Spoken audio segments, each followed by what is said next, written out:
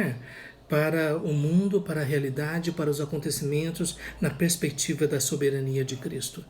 E isso é uma coisa interessante, eu creio que isso tem muito a ver com essa tendência que nós vemos no mundo evangélico hoje em dia, que nós reduzimos o nosso relacionamento com Deus a basicamente pedir as suas bênçãos, mas nem sempre olhar para esse plano de Deus que começou desde antes da fundação do mundo e nós estamos caminhando para a conclusão da história.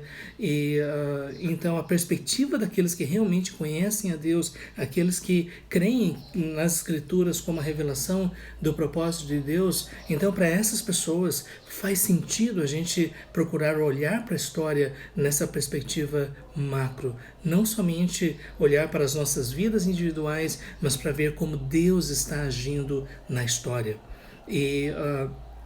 O livro do Apocalipse ele foi escrito para demonstrar essa soberania. Quando ele fala soberania, nós estamos dizendo que Deus é o soberano, Ele é o rei, Ele é o governante, é aquele que detém toda a autoridade. E no livro do Apocalipse, Deus está sentado no trono. E no capítulo 4 nós vemos essa descrição da glória de Deus, o Deus criador e sustentador de todas as coisas. Esse é Deus o Pai, que tem nas suas mãos um livro, e é por isso nós vamos aqui, começando a ler o capítulo 5 de Apocalipse, diz assim: vi na mão direita daquele que estava sentado no trono um livro, escrito por dentro e por fora, de todo selado com 7 selos. Então, quando a gente vê que esse livro foi escrito, então não é algo que vai acontecer numa perspectiva de possibilidade. É algo que vai acontecer a partir daquilo que Deus determinou soberanamente. O livro foi escrito, o livro foi registrado, o livro está nas mãos de Deus, aquele que está sentado no trono. Só que esse livro, que está nas mãos de Deus, o Pai, que está escrito por dentro e por fora, é um livro que está fechado. Ninguém tem autoridade para abrir esse livro. Em outras palavras, Deus tem o seu propósito, mas Deus reservou para si aquilo que Ele vai fazer, mas aquilo que Ele já determinou que iria fazer. É por isso que o livro está escrito. Agora, o que nós observamos aqui é que esse livro, escrito por dentro e por fora, na linguagem de Apocalipse, é a totalidade da revelação, é a revelação completa a respeito da ação de Deus na história. E este livro que está nas mãos de Deus, ele está selado com 7 selos, não é? E isso é uma forma de mostrar, não é, que como no mundo antigo as autoridades elas mandavam correspondências na forma de rolos de pergaminhos e eles colocavam como se fosse cera, não é, no pergaminho, para que ninguém pudesse quebrar esse selo, somente aquele que tinha autoridade para quebrar, somente aquele que tinha autoridade para receber. Ainda hoje nós temos algo parecido com isso nos Correios. Não é? Violação de correspondência é um crime, porque o selo dos Correios garante que ninguém vai ter acesso àquilo que está dentro do envelope, aquilo que está dentro da correspondência. Então essa é a ideia que nós temos aqui a respeito desses selos. Isso é, o livro está escrito, ele está escrito por dentro e por fora, o livro contém a revelação da ação de Deus na história, mas ele está selado. E quando eu disse que ele está selado com 7 selos, o número 7 no Apocalipse, de forma geral, fala sobre algo completo, algo perfeito, algo absoluto. E como nós vamos ver, depois você pode ler o Apocalipse mais na frente, quando o Cordeiro abre esses selos, cada vez que um selo é aberto, os juízos de Deus são executados na terra. Então, no versículo 2 diz: vi também um anjo forte, que proclamara em grande voz: quem é digno de abrir o livro e ele de desatar os selos? Essa é a grande pergunta, porque não é qualquer pessoa que pode quebrar esses selos. Na verdade, se alguém quebrasse esses selos, numa correspondência militar ou algum documento importante de um reino, essa pessoa seria morta. E o fato é que somente aquele que é digno, somente aquele que recebeu autoridade, somente aquele que tem o direito de abrir, esse sim pode quebrar sem sofrer a pena da morte por violar um pergaminho selado.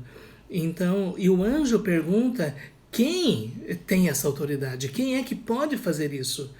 Porque o que nós observamos aqui é que há um pressuposto de que esse livro ele traz informações extremamente importantes e que podem trazer uma grande bênção para todas as pessoas que tiverem acesso a esse conteúdo. Mas ao mesmo tempo ele está selado. E aqui diz, ora, nem no céu, nem sobre a terra, nem debaixo da terra, ninguém podia abrir o livro, nem mesmo olhar para ele.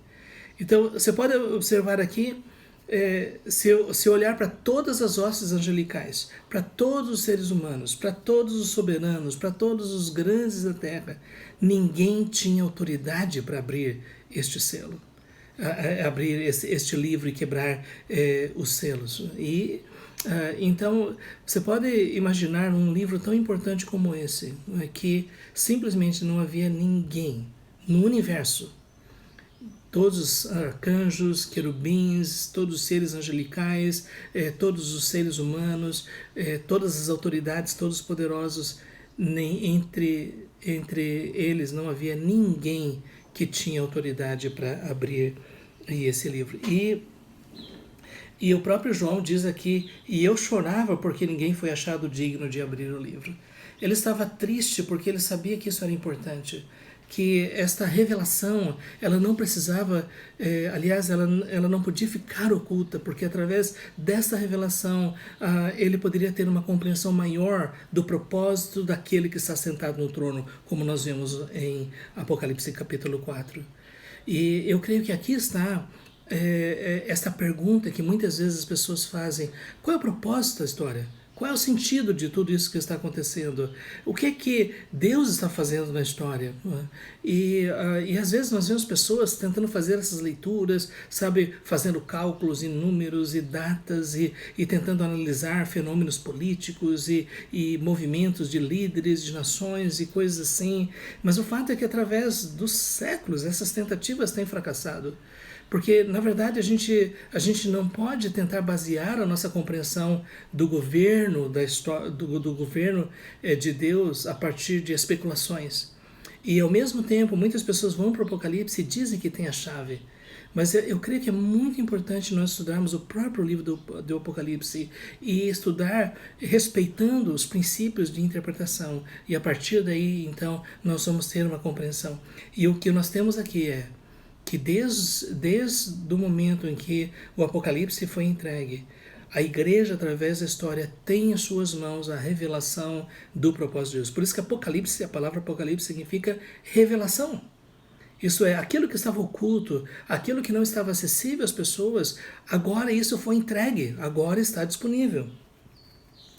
Então, quando João diz, eu chorava muito porque ninguém foi achado digno de abrir o livro, nem mesmo de olhar para ele, é uma coisa muito triste, né? Quando a gente vive na história sem compreender e achar que tudo está acontecendo pelo acaso ou que Deus não se importa, mas o Apocalipse mostra que Deus governa a história.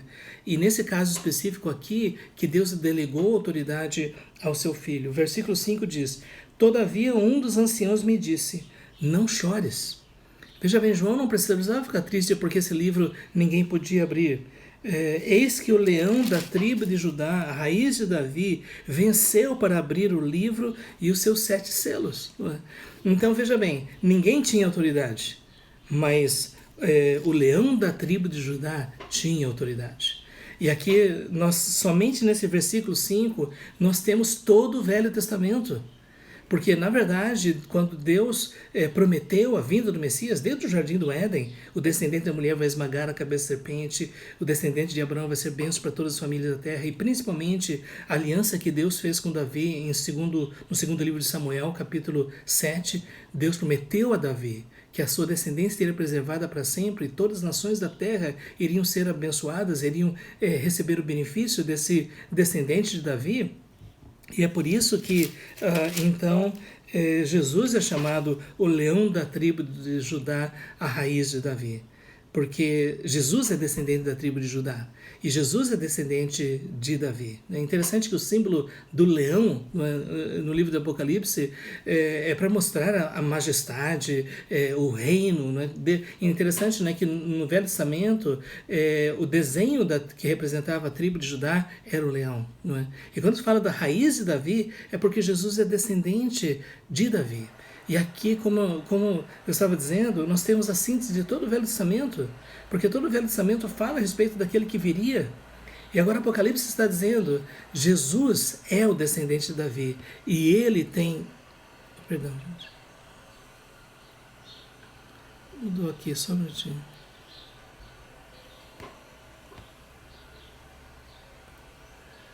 Mudou aqui só um pouquinho. E ele tem toda a autoridade, né? Porque nós precisamos lembrar que para que houvesse salvação era necessário que um descendente de Davi viesse. E Deus prometeu que isso iria acontecer através da história. É por isso que quando diz que Jesus venceu, é porque ele cumpriu a missão. Ele nasceu, ele se encarnou, ele nasceu de Maria, ele viveu uma vida perfeita de obediência aqui na terra, ele pagou o preço pelos nossos pecados na cruz, ele ressuscitou dos mortos, ele expôs os principados e potestades ao desprezo na cruz, ele demonstrou essa vitória através da sua ressurreição e da sua ascensão, e ele foi assentado à direita de Deus, como dizia a profecia lá no Salmo número 2, assenta-te à minha direita até que eu coloque os teus inimigos por estrado dos teus pés. E isso se cumpriu na pessoa de Jesus. Ele venceu. E porque ele cumpriu a sua missão, ele teve esse direito de poder abrir o livro, quebrar os selos. E como a gente observa aqui, abrir o livro não é somente saber o que está ali, mas é executar o conteúdo do livro. E aqui está a soberania de Cristo. Eu coloquei no nosso título, no nosso estudo, o Covid e a soberania de Cristo, porque, veja bem, na perspectiva humana, realmente é basicamente um vírus que está se multiplicando e por causa de toda essa contaminação, muitas pessoas estão adoecendo e muitas pessoas estão falecendo, e isso é uma coisa extremamente triste, extremamente trágica. E hoje nós estamos já diante de talvez... Hoje nós podemos dizer já uma das maiores pandemias registradas na história. Então isso é uma coisa que provoca devastação, tristeza, pessoas que perderam seus entes queridos, por mais que a gente creia no conforto, no consolo de Deus, mas é difícil lidar com isso, nós precisamos intensamente da graça de Deus. E ao mesmo tempo, você vai observar, por exemplo, que em Apocalipse capítulo 6, do versículo 4 diz, e saiu outro cavalo vermelho, e ao seu cavaleiro foi dada tirar a paz da terra. Aqui está a guerra. E um pouco mais na frente, no versículo 8 diz, e olhei, e eis um cavalo amarelo, e seu cavaleiro sendo esse chamado Morte, e o inferno, que é o Hades, o estava seguindo, e foi-lhe dada autoridade sobre a quarta parte da terra para matar a espada, pela fome, com mortandade por meio das feras da terra. O que nós observamos aqui é que uma pandemia, ela pode ser vista como algo natural, faz parte, e Deus permite isso. Mas nós não podemos perder de perspectiva também que numa perspectiva ampla pode ser uma manifestação do julgamento de Deus na história. Quanto aos santos, aqueles que já conhecem a Deus, aqueles que têm a certeza de salvação e são acometidos, alguns Deus dá a bênção de superar, né, como Deus fez no meu caso. Alguns Deus permite, né, que essas pessoas vão à sua presença, mas o conforto que nós temos é que nada pode nos separar do amor de Deus que está em Cristo Jesus, nosso Senhor. Se Jesus é o nosso Senhor, é o nosso Salvador, nós podemos ter a certeza que nada, nem mesmo a morte, pode nos separar do amor de Deus. Quando Jesus disse para o ladrão na cruz que se arrependeu, hoje mesmo estarás comigo no paraíso, isso é uma evidência, né, de que aqueles que morrem em Cristo, esses estão na presença de Deus. E o texto que nós observamos aqui é verso 6. Então vi no meio do trono e dos 4 seres viventes e entre os anciãos, e no meu entendimento todos esses seres viventes, esses 4 anciãos são seres angelicais, a gente não vai entrar nessa questão da interpretação agora, mas João diz que viu, é uma visão, é como se Deus estivesse projetando diante dos seus olhos essa imagem. Eu vi um cordeiro de pé como tendo sido morto. Então veja, Jesus ressuscitou dos mortos. Através da ressurreição, essas marcas poderiam ter sido removidas, mas não foram. Então, quando João viu o cordeiro, e observe, é um cordeiro como um cordeiro que foi sacrificado. E esse cordeiro é Jesus, é o Filho de Deus. Mas eu creio que as marcas foram preservadas exatamente para nós lembrarmos que ele é o nosso Salvador. Aquele que reina, aquele que governa soberanamente, é aquele que foi até a cruz para morrer pelos nossos pecados. E aqui o texto diz, ele tinha 7 chifres, bem como 7 olhos. Estão falando de uma visão, não é? Então havia essa imagem realmente de um cordeiro com 7 chifres, com 7 olhos. E o simbolismo que nós temos aqui é a ideia de poder, de soberania, de governo. Os 7 espíritos, muitos estudiosos concordam, é uma referência ao Espírito Santo, porque Jesus disse que enviaria o seu Espírito para estar com a igreja, mas também fala a respeito da onisciência de Deus, que vê todas as coisas em todos os lugares. E veio, pois, e tomou o livro da mão direita daquele que estava sentado no trono. Então veja bem, aquele que está sentado no trono, o Pai, ele tem esse livro, fechado por dentro e por fora. O livro, na verdade, é uma espécie de rolo, né, com os selos. E o cordeiro tomou esse livro da mão direita. Né? E a mão direita simboliza a questão da autoridade, do domínio, do governo daquele que estava sentado no trono, em verso 8. E quando tomou o livro, os 4 seres viventes e os 24 anciãos prostraram-se diante do cordeiro. Veja, eu creio que aqui esses 4 seres viventes representam os seres angelicais que representam toda a criação. A gente não vai entrar em detalhes aqui. E esses 24 anciãos, no meu entendimento, são seres angelicais que representam a totalidade do povo de Deus. O número 24 é um número bem simbólico, né? 12 tribos de Israel, os 12 apóstolos, a gente vê essa referência lá no final de Apocalipse, a gente não vai entrar em detalhes em relação a isso. Mas, de qualquer forma, esses seres angelicais se prostram diante do Cordeiro. E aqui o que nós vemos é a divindade do Filho de Deus. Jesus não é somente um homem cheio, não era somente um homem cheio do Espírito Santo. Jesus é Deus. E os seres angelicais se prostram diante dele, reconhecendo o seu governo, a sua soberania, reconhecendo que ele está para agir na história. E esses seres angelicais, tendo cada um deles uma harpa, e isso aqui é o louvor, é a adoração. Os seres angelicais estão 24 horas adorando a Deus, estão rodeando o trono. Lógico que isso é uma linguagem espiritual, né? Porque Deus é espírito, mas os seres angelicais estão adorando a Deus de dia e de noite, são milhares de milhares e milhões de milhões. Mas agora esses seres, especialmente esses aqui, eles tomaram as harpas para louvar, para adorar, para engrandecer. E eles também tinham nas suas mãos essas taças de ouro cheias de incenso, né, que eles estavam diante do Cordeiro com essas taças de incenso. E incenso era basicamente uma substância que ela poderia ser queimada, né, e exalava um perfume agradável. Era feito de diversas especiarias. Agora, aqui, a ideia desse incenso, nós temos uma explicação para o simbolismo. É interessante quando a gente estuda Apocalipse, né, que às vezes nós temos a explicação, né? Às vezes nós temos que tentar encontrar a explicação. Mas aqui, o que simboliza? Nós sabemos que as harpas simbolizam a adoração. Mas o que simboliza, então, essas taças de ouro cheias de incenso? Essas são as orações dos santos.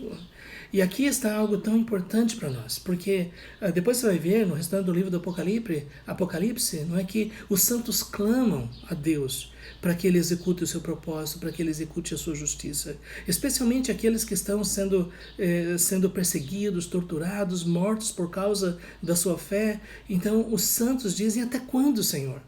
E eles estão clamando a Deus. E eu me lembro que há muitos anos eu ouvi uma mensagem do Dr. Douglas Kelly. Ele escreveu um livro chamado Se Deus Já Sabe Por Que Orar. E ele falou uma coisa muito interessante. É que Deus cumpre os propósitos de Deus na história também através da oração dos santos. E daí a importância de nós orarmos.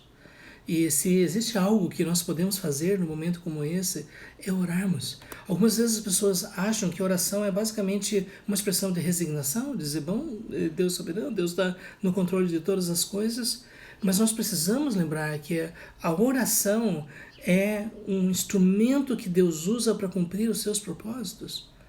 A oração é algo que chega na presença de Deus. E através dessas orações, Deus cumpre os seus propósitos. E é por isso que nós precisamos levar a sério, né, de que oração é algo significativo. Como disse Tiago, muito pode por sua eficácia a súplica de um justo.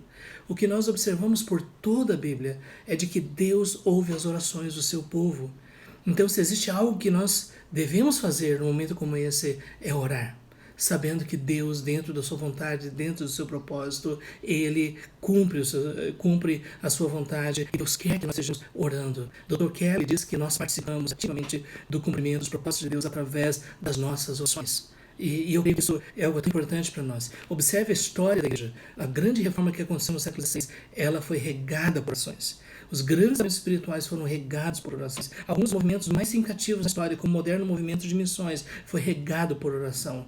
Então nós precisamos lembrar que Deus cumpre os seus propósitos, muitas vezes através das nossas orações. Por isso queria dizer, talvez alguém possa dizer, o que mais posso fazer? Só me resta orar. Como se fosse o último recurso, como não tivesse mais nada o que fazer. Oração é algo extremamente importante, porque através disso Deus cumpre os seus propósitos. Então sabe, aquela pessoa mais simples que está ali no seu quartinho, do lado da sua cama, na presença de Deus orando, aos olhos de Deus aquilo é mais importante do que as decisões dos grandes governantes.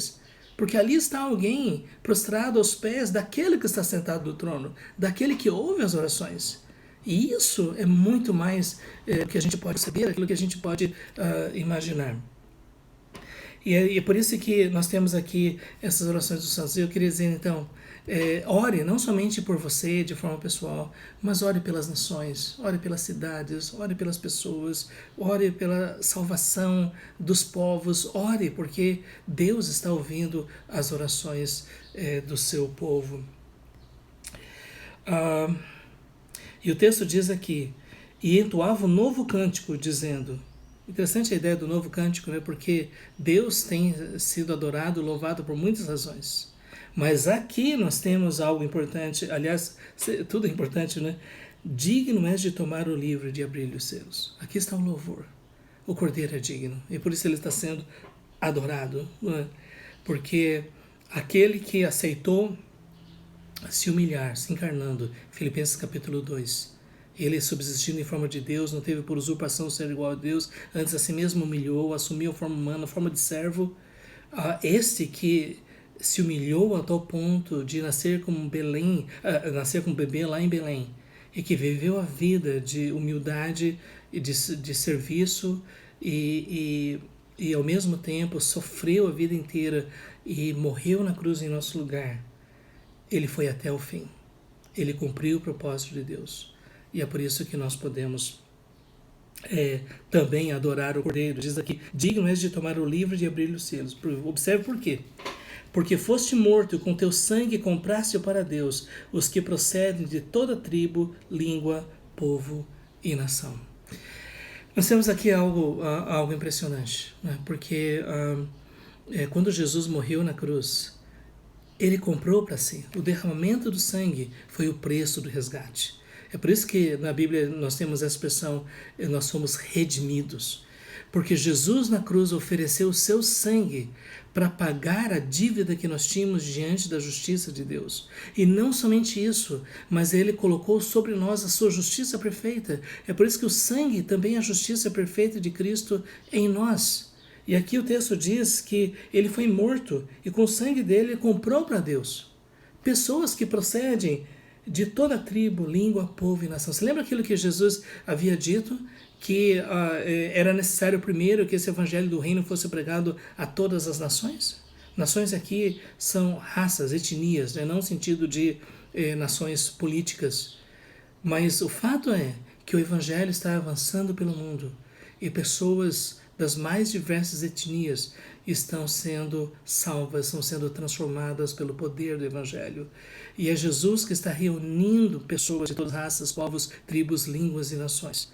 E Ele está fazendo isso através da igreja, através da pregação do Evangelho, e vai chegar um momento em que todos esses vão ser reunidos, todos eles vão estar na presença do Cordeiro. Como diz Apocalipse, pessoas de todas as raças, povos, tribos, línguas e nações, por quem o Cordeiro morreu. E aqui está esta mensagem. Por isso que nós precisamos compreender que na história nós temos duas realidades. Primeiro, a realidade daquelas pessoas que insistem na sua incredulidade, rebelião, imoralidade, mentira, violência, e elas estão expostas ao julgamento de Deus.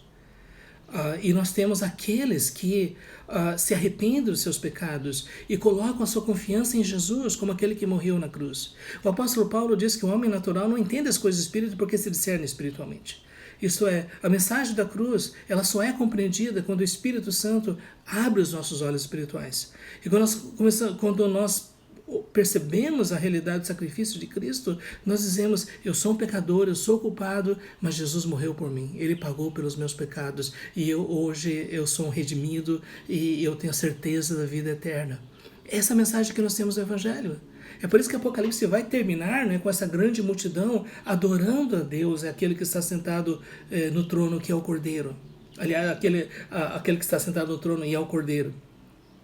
Porque, então, essa é a mensagem toda do Apocalipse. O sentido da história é que Deus é soberano sobre as nações. Ele está salvando um povo para si, que vai exaltá-lo para sempre. E ao mesmo tempo, no seu governo, ele vai exercer o seu juízo, como nós temos em Apocalipse capítulo 20, o grande trono branco, o julgamento final, onde as pessoas vão prestar contas para aquilo que quiserem deixar de fazer na presença de Deus. Nós precisamos lembrar que aquilo que é feito nesta vida há consequências. A Bíblia diz que é aquilo que o homem semear, isso também se fará. Nesta época nós estamos vendo terrível, tantas pessoas estão nas baladas, nas festas, se bebedando, se drogando, né, como se nada tivesse acontecendo, cada vez mais acumulando para si, ira para o dia da ira e a revelação do justo juízo de Deus. A perspectiva cristã é de que Deus é o Senhor da história e que vai haver uma prestação de contas no final. Às vezes nós falamos sobre pessoas que cometem injustiças e corrupção e maldade, e nós podemos esperar que em certa medida essas pessoas sejam punidas aqui, mas muitas vezes nós vemos a impunidade. Muitas vezes nós vemos pessoas que fazem coisas terríveis e elas simplesmente continuam crescendo e tendo mais poder e maior influência. Muitas vezes nós vemos isso, mas uma coisa que nós precisamos lembrar é que o Cordeiro tem autoridade para julgar e que vai chegar um momento em que haverá uma prestação de contas. Para aqueles que foram redimidos de todas as raças, povos, tribos, línguas e nações, isso significa que nós vamos estar na presença do Senhor. Senhor, não haverá mais choro, onde não haverá mais luto, não haverá mais lágrimas, porque as coisas antigas já passaram, por isso tudo novo. Nós aguardamos novos céus e nova terra, onde habita a justiça. Essa é a nossa esperança, essa é a nossa convicção, é isso que nós vemos na mensagem do Apocalipse. Ele diz, para o nosso Deus constitui-se reino e sacerdotes. Essa é uma expressão interessante, né? Porque a igreja não é o reino, a igreja é fruto do reino. Isso é Deus agindo na história. Você está cortando um pouquinho. Deus agindo na história e reunindo para si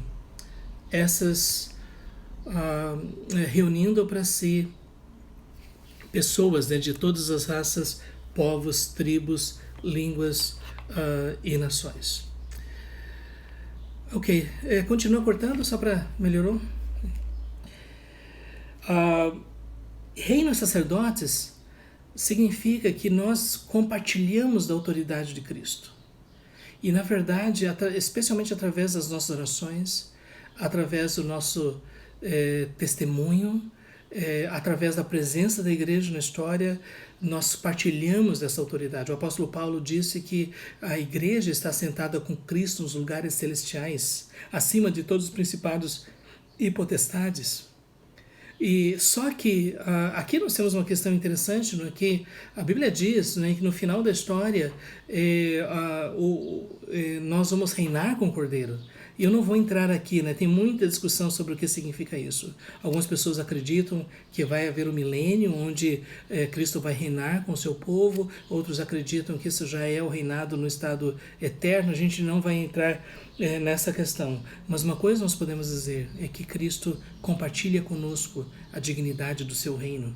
e ao mesmo tempo, como sacerdotes, nós oferecemos a Ele o sacrifício de louvor, e nós oferecemos as nossas vidas como sacrifício, em serviço e dedicação à proclamação do Evangelho, e por isso nós somos um povo sacerdotal. Já não existe mais sacerdotes como existe no Velho Testamento, porque todo o povo de Deus é sacerdote, e só existe um mediador entre Deus e os homens, Jesus Cristo, homem. Ele é o nosso sumo sacerdote, e nós somos povo sacerdotal. E isso nos faz pensar, né, que igreja não é simplesmente um lugar onde eu vou para receber a bênção. Igreja somos nós, aqueles que foram lavados pelo sangue do Cordeiro, que nasceram de novo, que têm acesso à presença de Deus pelo sangue de Jesus, pessoas que foram chamadas para cumprir o propósito de Deus. Isso é igreja, não é? E quando nós pensamos nisso, então nós não podemos pensar em igreja como simplesmente um prédio, uma organização, uma instituição. É o povo de Deus, o povo do Deus vivo que foi redimido e que juntos proclamam a mensagem do reino de Deus, proclamam a mensagem do Evangelho. E o texto diz, e reinarão sobre a terra. E aqui está, né, a questão mais séria, né, sobre o que significa reinarão sobre a terra. Né? E mesmo sabendo, né, que muitas pessoas entendem que não vai haver o milênio, eu sou da opinião, né, de que ainda vai haver um período onde os santos vão reinar com Cristo e vão usar, como se diz, essa autoridade, né, para reinar sobre as nações. Mas isso é uma coisa que gera muitas questões. Né? Muitas pessoas, né, que amam a palavra de Deus entendem que reinar sobre a terra já é no estado eterno. Mas uma coisa é certa, a promessa de que aqueles que foram perseguidos, aqueles que foram torturados e mortos por causa da sua fé, eles vão ressuscitar. Na verdade, todos os santos vão ressuscitar e vão desfrutar da autoridade de Cristo e vão reinar com Ele. Esta é a promessa do Evangelho. Verso 11 diz, vi e ouvi uma voz de muitos anjos ao redor do trono, e dos seres viventes os anciãos. Observe aqui, cujo número era de milhões e milhares de milhares. Não é? Milhões e milhões seria bilhões. Não é? Agora, na verdade, nós não devemos tentar fazer uma matemática, porque nós estamos falando sobre um número incontável. E observe aqui, João ouviu a voz de um número incontável de anjos. E a gente, não sei se você pode imaginar como as estrelas do céu, a quantidade de anjos e todos eles adorando o Senhor, proclamando em grande voz, digno é o Cordeiro que foi morto de receber o poder e riqueza e sabedoria e força e honra e glória e louvor. Quando a gente vê você pode observar o que é isso? Se a gente, não estou pensando somente nas estrelas como essas que a gente vê aqui, mas as estrelas do universo. Pense que representam o número de anjos, pois todos esses milhões de anjos estão adorando o Cordeiro, estão dizendo, digno é o Cordeiro que foi morto de receber o poder e a riqueza, a sabedoria e força. E aqui quando fala sobre isso é que a ele vai ser reconhecido como aquele que detém todo o poder, que tem toda a sabedoria. Cristo é a essência da sabedoria de Deus. Né? Nele estão ocultos todos os tesouros da sabedoria, né? Toda a riqueza. Muitas pessoas achavam, né, que eu tenho dinheiro, eu compro isso e aquilo e tudo mais. Cristo é o Senhor. Cristo é aquele que exerce a sua autoridade sobre tudo, aquele que se humilhou, que se fez pobre, que nasceu numa manjedoura, que viveu uma vida humilde aqui na terra. Ele é o Senhor de todas as coisas. E aqui diz, e força, e honra, e glória, e louvor. Como diz o apóstolo Paulo em Filipenses, haverá um momento que todo joelho se dobrará e toda língua confessará que Jesus Cristo é Senhor, para a glória de Deus Pai. Todos os grandes bilionários, todos os filósofos, todos os grandes líderes, todos os líderes das religiões, todos vão se curvar diante de Cristo. E é isso que nós observamos aqui nesse texto. Verso 13 diz, então ouvi que toda criatura que há no céu e sobre a terra, debaixo da terra e sobre o mar, e tudo que neles há, estava dizendo. Veja bem, aqui estão os anjos adorando a Deus. Milhares e milhares, milhões de milhões. Mas agora o que nós temos aqui é todas as criaturas. Todo o universo, todo mundo está adorando. Quando diz toda criatura que há no céu e sobre a terra, debaixo da terra e sobre o mar, e tudo que neles há, estava dizendo. Não sei se... Veja bem, João diz que ouviu. Como seria um som como esse de milhões de anjos? Como seria o som de que toda a criação, todos os seres vivos estão adorando a Deus e adorando aquele que está sentado no trono? Mas é isso que nós vemos aqui. Então, sabe, quando nós pensamos nisso, nós vemos que a história não é simplesmente, como disse um filósofo do passado, disse assim, o que nós aprendemos com a história, que nós não aprendemos nada com a história. Não, o que nós aprendemos com a história é que Cristo é o Senhor da história. E que está chegando o momento em que Ele vai manifestar o seu pleno poder. E enquanto isso, nós, como os redimidos do Cordeiro, temos a missão de proclamar a mensagem do Evangelho. Quer ouçam, quer deixem de ouvir. Aqui estava dizendo, todos os seres, aquele que está sentado no trono e o Cordeiro, seja o louvor e a honra e a glória e o domínio pelos séculos dos séculos, por toda a eternidade. Eu creio, sabe, que Deus se agrada quando encontra em nosso coração também essa atitude de louvor, de adoração, de reconhecimento daquilo que Deus, de quem Deus é. Deus o Pai é de quem é Jesus, o Cordeiro. E o Espírito Santo, simbolizado aqui nos 7 Espíritos, reconhecer a realidade de toda a glória de Deus. E lembrando que a adoração vai ser por toda a eternidade, pelos séculos dos séculos. E essa expressão séculos dos séculos é simplesmente para mostrar que vai ser para sempre. E o texto, versículo 14 diz, e os 4 seres viventes respondiam, amém. Também os anciãos prostraram-se e adoraram. Sabe, amém não deve ser uma palavra supérflua. Amém é uma palavra muito importante, porque é uma forma de nós concordarmos com os seres angelicais, milhares e milhares e milhões de milhões, de concordar com toda a criação que glorifica a Deus. Os céus proclamam a glória de Deus, o firmamento anuncia as obras de suas mãos, os animais e as plantas, pela sua própria existência, glorificam a Deus. Os seres humanos, nós devemos nos juntar e dizer amém. Realmente, aquele que está sentado no trono do Cordeiro, seja o louvor e a honra e a glória e o domínio pelos séculos dos séculos. Gente, a breve meditação no capítulo 5 de Apocalipse, eu creio que deve estar em nossa mente, em nosso coração. Primeiro, para nós reconhecermos quem Deus é. Que não é somente uma questão de Ele responder algumas orações específicas ou fazer provisão para alguma necessidade específica, Ele faz isso. Aliás, nós devemos confiar no seu cuidado. Eu creio que às vezes Deus permite situações extremas para que a gente possa experimentar o seu cuidado, a sua providência, a sua intervenção de forma especial. Mas nós precisamos lembrar que Deus está sentado no trono. Nós precisamos lembrar que depois de tudo, o mais importante é a redenção, é a salvação. Como o próprio Jesus disse, de que adianta o homem ganhar o mundo inteiro e perder a sua alma?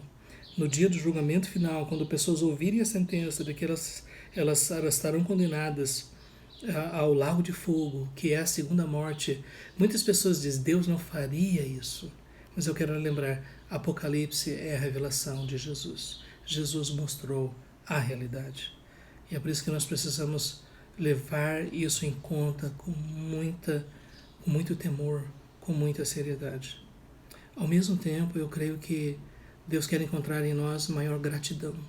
Porque ainda que as circunstâncias externas, muitas coisas que acontecem em nossa vida, parecem estar tão distantes, né, de uma bênção plena da parte de Deus, mas nós podemos reconhecer que o nosso destino, que o final dessa nossa caminhada aqui vai ser a eternidade na presença de Deus. Por isso que o apóstolo Paulo diz que os sofrimentos do tempo presente não podem se comparar com a glória que vai ser revelada. E quando nós temos essa perspectiva, ainda que a gente sofra e sinta a realidade das tribulações dessa vida, ainda assim nós temos lá no nosso coração essa segurança, não é, de que estar com Cristo é incomparavelmente melhor. E eu creio que também é um desafio para a nossa vida de obediência e santificação a Deus. O Apocalipse enfatiza essa mensagem o tempo todo. Enquanto o mundo todo está se corrompendo, está decaindo, vai adorar, no meu entendimento, o governante mundial, vai ter uma religião extremamente promíscua, nós precisamos lembrar quem nós somos.